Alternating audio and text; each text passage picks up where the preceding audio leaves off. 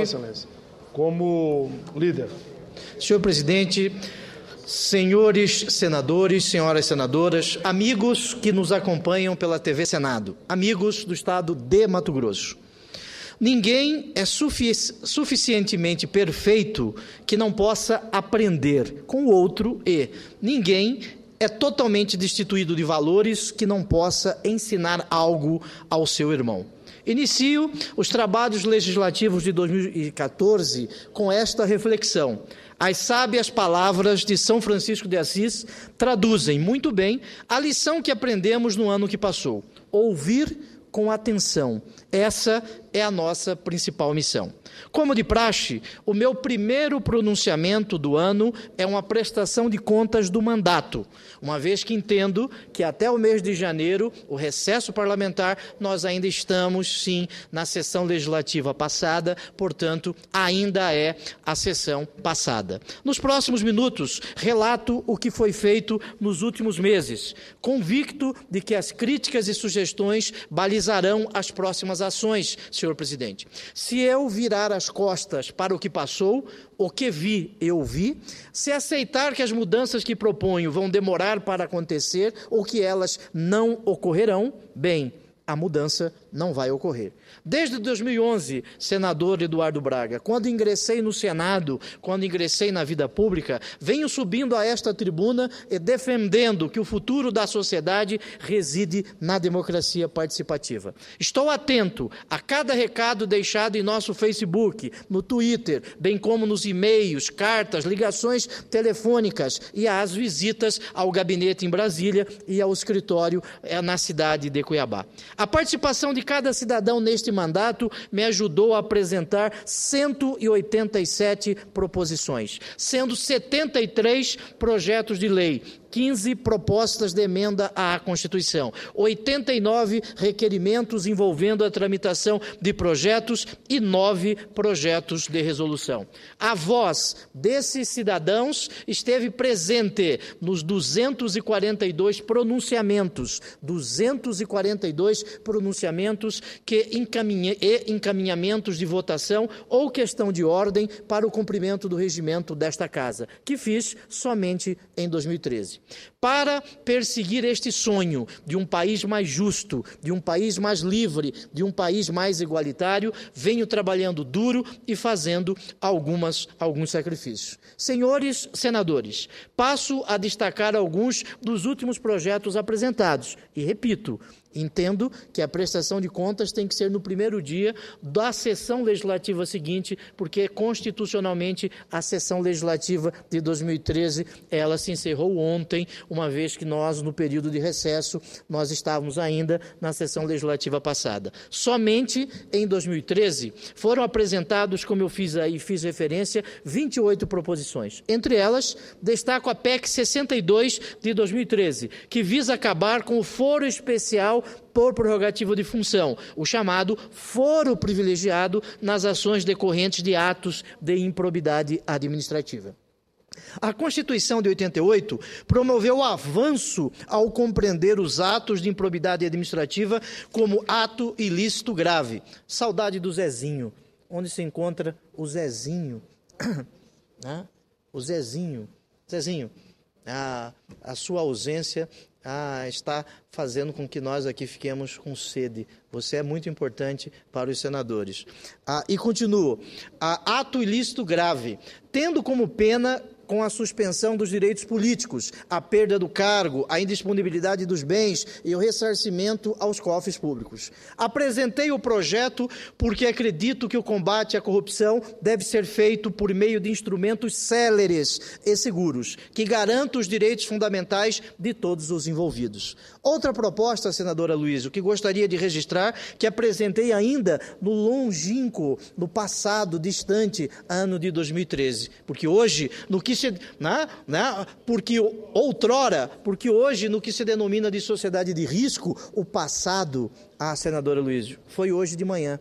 O futuro, é amanhã cedo, tudo é muito rápido. 2013 já ficou muito longe para o futuro que se avizinha. Outra proposta é o PLS 518, que regulamenta o artigo 245 da Constituição para estabelecer o chamado Estatuto da Vítima e de seus dependentes, e dá outras providências. Estatuto da Vítima. A vítima que no Brasil é deixada de lado, a vítima que nós nunca nos recordamos dela, e a Constituição determina, desde 1988, que ela tem um olhar diferente, a vítima seja olhada de forma diferente. Este artigo 245 da Constituição, prevê nada menos que a necessidade de o poder público prestar assistência aos herdeiros e dependentes carentes de vítimas de crimes dolosos, além daquele que foi o autor do crime, porque o Estado tem o dever fundamental de proteger o cidadão, e aquele que ofende a integridade de um semelhante, que vive dentro do que se denomina de polis,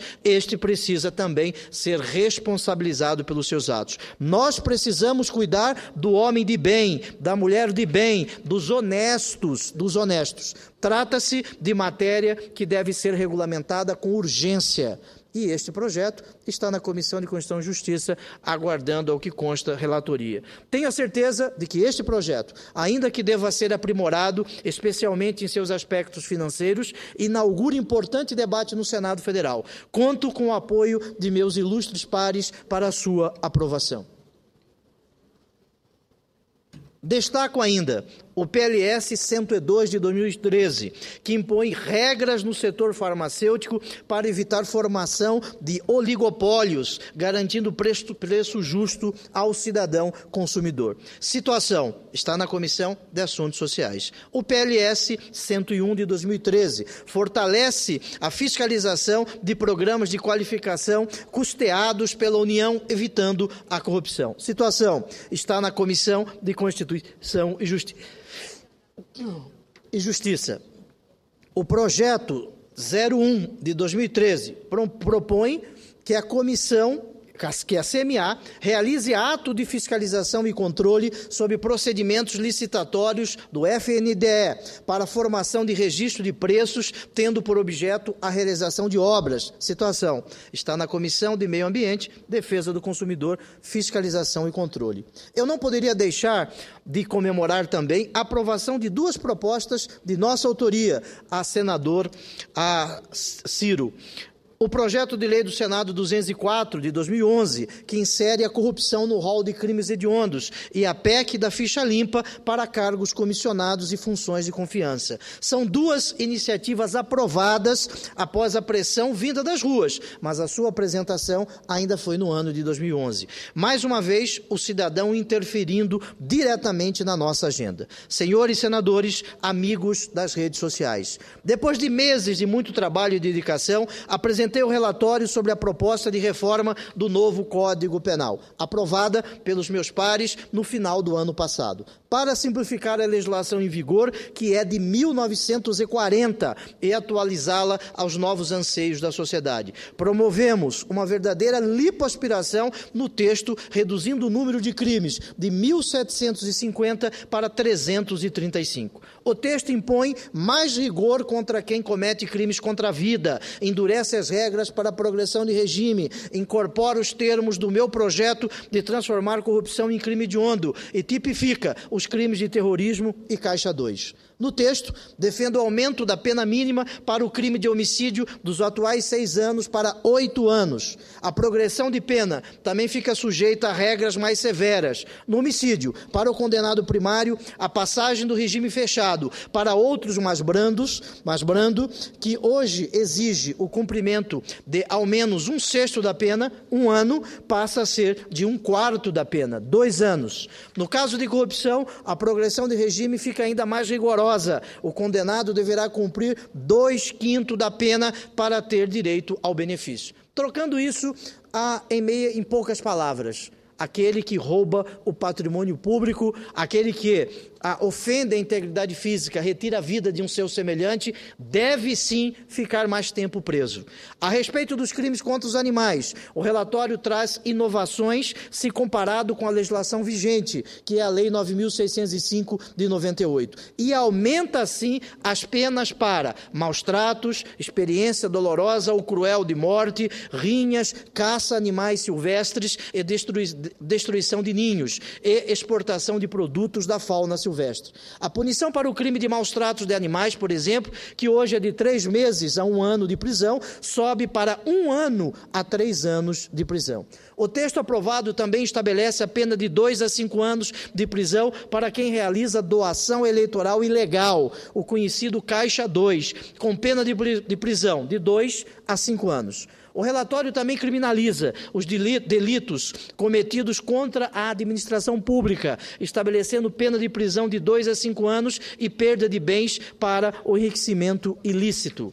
Como estamos falando de participação cidadã, quero registrar a importância das 12 audiências públicas que promovemos no estado de Mato Grosso. 12 audiências públicas. Analisamos 809 emendas apresentadas pelos senadores e 147 projetos de lei que já tramitavam no Senado. Além disso, recebemos mais de 1.000 sugestões que foram registradas no Alô Senado pelo e-mail institucional ou entregues pessoalmente por cerca de 200 entidades organizadas. O texto ainda não se apresenta como perfeito e eu tenho a consciência disso. Existem diferentes posições ideológicas, filosóficas e religiosas envolvidas. Mesmo assim, os tópicos que trazem mais divergências entre os parlamentares são poucos. O relatório possui 530 artigos e os pontos não consensuais não chegam a 15 deles. Este ano, teremos uma nova fase de debates na Comissão de Constituição e Justiça. Senhor presidente, senhores senadores, em 2013 também recebi a importante missão de ser relator da Comissão Especial de Segurança Pública desta Casa. A amplitude dos problemas relacionados à segurança pública no Brasil alerta para a necessidade de um qualificado debate sobre o tema. Já promovemos 5 audiências públicas divididas com as seguintes abordagens: atenção ao cidadão e à vítima, financiamento da segurança pública, estrutura da Polícia Brasileira, defesa civil e regulamentação de atividades potencialmente nocivas à segurança dos cidadãos. A meta tem sido colocar os temas em discussão, sem antagonismos ou corporativismos, e pensando exclusivamente na garantia de todo cidadão a este direito social chamado segurança pública. Novas audiências públicas ainda serão realizadas e nos próximos meses entregaremos um relatório apontando projetos e medidas que possam beneficiar o setor. Amigos do Estado de Mato Grosso, também quero registrar minha satisfação com os resultados do chamado Plano Tax. Nesses 3 anos de mandato, indiquei 44 milhões e 600 mil de emendas parlamentares a 86 municípios do nosso estado. 86 municípios dos 141 municípios existentes. Para 2014, serão 7 milhões e 300 mil para a área de saúde, 4 milhões e 300 mil para a educação e outros 3 milhões para outros projetos que beneficiam a nossa população. Sabe como estes recursos foram distribuídos, senhor presidente? De maneira democrática e apartidária. O Plano Tax é um jeito novo de distribuir as emendas parlamentares. Isso porque ele muda a lógica tradicional de destinar emendas apenas para municípios administrados por partidos amigos ou para os locais onde obtiveram maior número de votos aos parlamentares que estão a indicar. Em quase todos os municípios beneficiados foram realizadas audiências públicas para que o cidadão definisse o destino das emendas. Essa é a nossa principal proposta: democratizar a distribuição dos recursos públicos. Acredito que este seja mais um passo importante para a concretização da democracia participativa, da qual tenho defendido de forma insistente. Senhor presidente, senhores senadores, amigos que nos acompanham pela TV Senado, comece fazendo o que é necessário. Depois, o que é possível, e de repente você estará fazendo o impossível. Termino este pronunciamento com outra reflexão de São Francisco de Assis. As questões que enfrentamos hoje, senhores, não têm respostas fáceis, mas eu escolhi lutar por um país mais justo, lutar pelo cumprimento dos direitos fundamentais previstos na Constituição. Continuo firme na crença de que todo cidadão possui dignidade e direitos que são inalienáveis, que não podem ser negados. Eu não vou fingir que o caminho que estou oferecendo é rápido ou fácil. Não fui eleito para dizer o que um ou outro grupo quer ouvir. Fui eleito para falar a verdade e, sobretudo, para defendê-la. Por isso, reafirmo, devemos olhar para o futuro com muita esperança. E este ano de 2014, senador Aloísio, em 14 dias, visitamos 29 municípios. Em 14 dias, 29 municípios. Na divisa do estado de Mato Grosso com os estados de Tocantins e Goiás. E fui ao menor município do estado de Mato Grosso. Talvez um dos menores do Brasil. O município chamado Araguainha, com 1.019 almas ali vivendo. 1.019 brasileiros no menor município do meu estado. Participei de uma reunião com 120 pessoas neste município com 1.019 brasileiros, quase mais de 10% da população deste município. E quero dizer, senador Aloísio, que neste município, o menor município do nosso estado, ali nós temos brasileiros esperançosos com o futuro do nosso estado. Nos próximos discursos, aqui relatarei cada visita a cada um destes 29 municípios que já fizemos neste mês de janeiro. Mês de recesso parlamentar, mas entendo que a sessão legislativa, como eu disse inicialmente, ela se encerrou ontem. Hoje nós estamos dando início a uma nova sessão legislativa. 29 municípios, prestando contas do nosso mandato. Vejo que cada senador da República tem esta obrigação com aqueles que para cá os enviaram. E eu tenho a honra de representar o estado de Mato Grosso nesta Casa da Federação. Muito obrigado, senhor presidente.